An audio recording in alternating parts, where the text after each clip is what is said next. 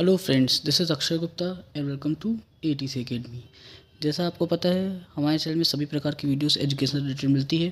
तो अभी हम आज से एमपी बोर्ड की क्लास 12th की फ़िज़िक्स की क्लासेस ऑनलाइन स्टार्ट कर रहे हैं, जिसमें आपको हर चैप्टर के हर टॉपिक बिल्कुल फुली मिलने वाले, जिसमें आपको एक भी डाउट भी अगर है तो आप मुझे कमेंट सेक्शन में पूछ सकते हैं। नेक्स्ट वीडियो में आपको उसका सॉल्यूशन मिल जाएगा। साथ ही अगर वीडियो आपको अच्छी लगे तो लाइक सब्सक्राइब कीजिएगा स्टूडेंट्स, जिससे आपको आगे और वीडियोस भी मिलते रहे। फिजिक्स अभी स्टार्ट के साथ में अपन मैथ्स और केमिस्ट्री भी स्टार्ट करेंगे। इसमें आपको आप मेरे वीडियोस को देख के नोट्स बना सकते हैं। एमपी बोर्ड की कॉपी में एज इट इज़ लिख के आएंगे, आपको पूरे परफेक्ट नंबर मिलने वाले हैं। आज का हमारा पहला क्वेश्चन है, कूलाम का नियम लिखकर एकांक आवेश की हमको परिभाषा देना है। इंपॉर्टेंट क्वेश्चन है, कई बार आपके एग्जाम पे पूछा गया है। तो देखिए, कूलाम का नियम क्या कहता है। कूलाम के नियम के अनुसार दो आवेशों के बीच लगने वाला आकर्षण या प्रतिकर्षण बल आवेशों के परिमाणों के गुणनफल के समानुपाती तथा उनके बीच की दूरी के वर्ग के व्युत्क्रमानुपाती होता है। देखो, अगर हमने बोला ये दो आवेश है हमारे पास, एक आवेश का नाम मैंने दे दिया Q1, एक आवेश का नाम मैंने दे दिया Q2, दोनों के बीच का डिस्टेंस कितना है, स्मॉल आर। अगर मैंने डिस्टेंस कितना लिया है, स्मॉल आर है। यहाँ फोर्स लग रहा है, ये फोर्स F12 का मतलब होता है दूसरे ऑब्जेक्ट के द्वारा पहले ऑब्जेक्ट में लगने वाला फोर्स।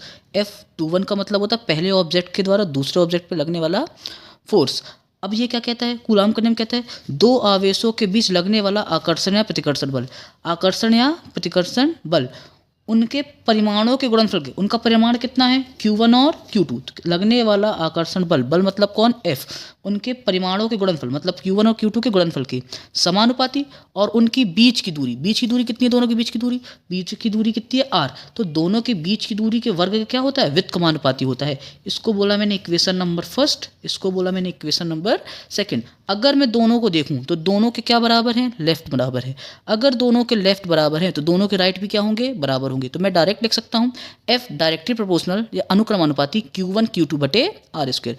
Q1 Q2 1 के साथ गुणा करेगा तो Q1 Q2 आ जाएगा, नीचे कितना आ जाएगा, R स्क्वायर आ जाएगा। अब जैसे हम अनुक्रमानुपाती का चिन्ह हटाते हैं, हमें एक नियतांक आता है। हमारे क्या आता है, नियतांक। नियतांक का मान होता है 1/4 पाई एप्सिलॉन नॉट के, 1/4 पाई, इसको कहते हैं एप्सिलॉन नॉट और के। जहाँ पे एप्सिलॉन नॉट जो होता है निर्वात में विद्युतशीलता होती है, के जो होता है अपना परावैद्युतांक होता है। हवा या निर्वात में के का मान कितना होता है, 1। अगर मैं के का मान इस इक्वेशन में जैसे ही पुट करता हूँ तो हमको आगे मिलेगा एफ की value 1/4 pi epsilon not Q1 Q2 बटे R स्क्वायर। और बल का मात्रा क्या होता है अपना, न्यूटन रहने वाला है। के कहाँ गया, के का मान कितना रख दिया मैंने, 1 रख दिया। अब जब मैं बोलूँगा बल जो 1/4 पाई एप्सिलॉन नॉट है, इसकी वैल्यू, एफ की वैल्यू होती है 9 × 10⁹। एफ की वैल्यू कितनी होती है, 9 × 10⁹, 1/4 पाई एप्सिलॉन नॉट की। तो जैसे ही मैं 1/4 पाई एप्सिलॉन नॉट की वैल्यू रखूँगा 9 × 10⁹, और आवेश, अब मैंने बोला दो आवेश है, माना मैंने दोनों आवेश क्या हैं, बराबर हैं, मतलब Q1 और Q2 किसके बराबर हो गए, Q के। दोनों के बीच का डिस्टेंस मैंने कितना मान लिया, 1 मीटर। सभी मान को मैंने रख दिया इस इक्वेशन में। देखो, बल कितना लगता है, 9 × 10⁹ न्यूटन। 1/एप्सिलॉन नॉट की वैल्यू मैंने कितनी रख दी, 9 × 10⁹ गुणे Q1 Q2 को मैंने क्या बोल दिया था, Q दोनों को, और डिस्टेंस कितना है, 1। इन सभी मानों को मैंने किस में रखा है, इसमें रखा। तो देखिए आपका आंसर क्या आ गया, 9 × 10⁹ बराबर 9 × 10⁹ गुणे Q1 Q2 की जगह Q × Q आ गया, और नीचे R की जगह 1।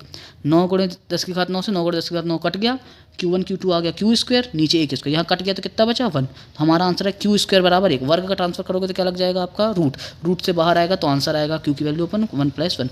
अब आपके एग्जाम पे पूछता है एकांक आवेश क्या है, तो आपको इसकी परिभाषा याद भी करनी है, या आपके एग्जाम पे भी आती है। तो हम बोल सकते हैं इससे, अतः एकांक आवेश वह आवेश है। देखिए, आप फिजिक्स को रट नहीं सकते, इसलिए आपको समझना पड़ेगा।